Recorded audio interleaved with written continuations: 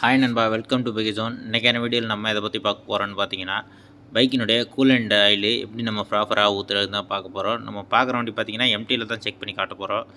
வாங்க வீடியோக்குள்ளே போகலாம். வீடியோக்குள்ளே போகிறதுக்கு முன்னாடி நம்ம சேனலுக்கு புதுசாக வந்தீங்கன்னா சப்ஸ்கிரைப் பண்ணிக்கங்க. கூட பெல் ஐக்கானை கிளிக் பண்ணி ஆளில் போட்டுக்கோங்க.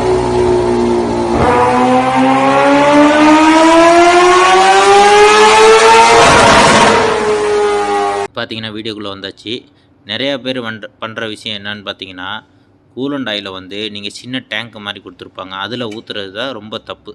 நீங்கள் வந்து கூலண்ட் ஆயில் எதில் ஊற்றணுன்னு கேட்டிங்கன்னா, இந்த போல் வந்து ரேடியேட்டரில் தான் ஊற்றணும் வண்டி. அதாவது சிலிண்டரில் வந்து ட்ரை பண்ணி விட்டு எம்டியில் அப்படின்னாக்கா சிலிண்டரில் ஒரு போல்டு வரும், அந்த போல்ட்டை கழட்டி விட்டு ட்ரை பண்ணிடணும். ட்ரை பண்ணிவிட்டு ரேடியேட்டரில் தான் ஊற்றணும். நம்ம ஊற்றுற ப்ராண்டு பார்த்திங்கன்னா மோட்டோல் தான் ஊற்றுறோம். நீங்களே என்ன ப்ராண்டு வேணாலும் வாங்கி ஊற்றிக்கலாம். நமக்கு தெரிஞ்சு மோட்டோல் வந்து பெஸ்ட்டாக இருக்கும். இன்ஜின் ஆயிலும் சரி, கூலண்ட் ஆயிலும் சரி, மோட்டோல் வந்து ஊற்றுனீங்கன்னா கொஞ்சம் இன்ஜின் லைஃப் நல்லாயிருக்கும்.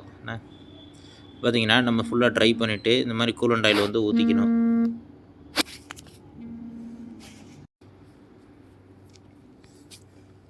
பார்த்திங்கன்னா கூலண்ட் ஆயில் சிலிண்டரில் பிடுங்கி விட்டு ட்ரை பண்ணிடணும். ட்ரை பண்ணிவிட்டு இது போல் வந்து பொறுமையாக அப்படியே நீட்டாக ஊற்றுனீங்கன்னா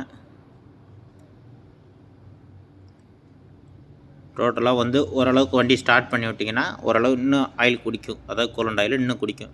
நீங்கள் இப்போ ஒரு 700 ml ஊற்றிட்டீங்க அப்படின்னாக்கா வண்டி ஸ்டார்ட் பண்ணி விட்டிங்கன்னா இன்னொரு 100 ml சேர்த்து ஊற்றுற மாதிரி வரும். வண்டி ஸ்டார்ட் பண்ணி விட்டுட்டு இந்த ரேடியேட்டர் பக்கத்தில் அந்த சின்ன ஓஸ் வந்து எதுக்குன்னு கேட்டிங்கன்னா, அது மூலியமாக தான் வந்து ஏர் போகும். அதாவது வந்து இது வந்து தண்ணி தான், இந்த கூலண்ட் ஆயிலுங்கிறது தண்ணி தான்.